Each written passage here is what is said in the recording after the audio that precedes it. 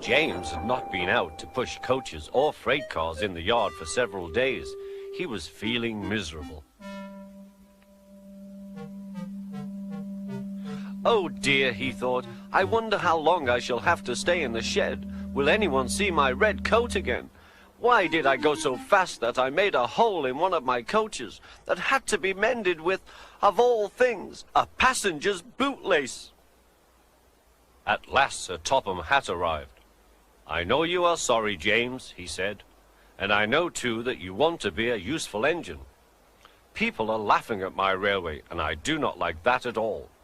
I will try hard to do my best, said James. That's a good engine. There's nothing like determination.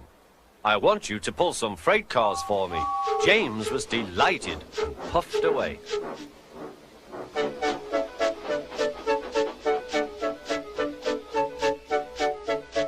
Here is your freight train, James, said Thomas.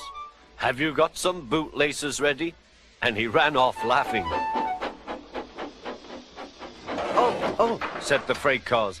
We want a proper engine, not a red monster. James took no notice and started as soon as the conductor was ready. Come along, he puffed. We won't, screamed the freight cars. But James didn't care, and he pulled the screeching cars sternly out of the station.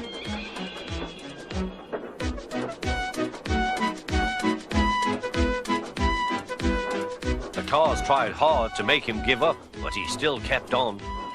Sometimes their brakes would slip on, and sometimes their axles would run hot, and each time the trouble had to be put right. And each time James would start again, determined not to let them beat him. Give up, you can't pull us, you can't, called the cars. I can and I will, puffed James. But slowly but surely, he pulled them along the line. At last they saw Gordon's Hill. Look out for trouble, James, warned his driver. We'll go fast and get them up before they know it. Don't let them stop you. So James went faster, and soon they were halfway up. I'm doing it, he panted. Will the top never come? Then, with a sudden jerk, it all came easier. I've done it, he puffed. Hooray, it's easy now. But his driver shut off steam. They've done it again. We've left our tail behind. Look, the last cars were running backwards down the hill. The coupling had snapped, but the conductor stopped the cars and got out to warn approaching engines. That's why it was easy, said James, as he backed the other cars carefully down. What silly things freight cars are. There might have been an accident. Shall I help you, James? Called Edward. No, thank you, answered James. I'll pull them myself. Good. Don't let them beat you. You're doing well, whistled Edward, as James slowly struggled up the hill. I can do it, he puffed. He pulled and puffed as hard as he could. I've done it, he panted.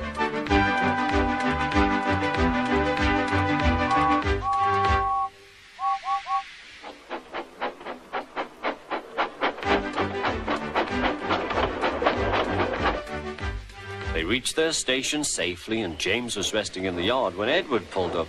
Peep, peep, he whistled. Then James saw Sir Topham Hatt. Oh dear, what will he say, he asked himself. But Sir Topham Hatt was smiling. I was in Edward's train and I saw everything, he said. You've made the most troublesome train on the line behave.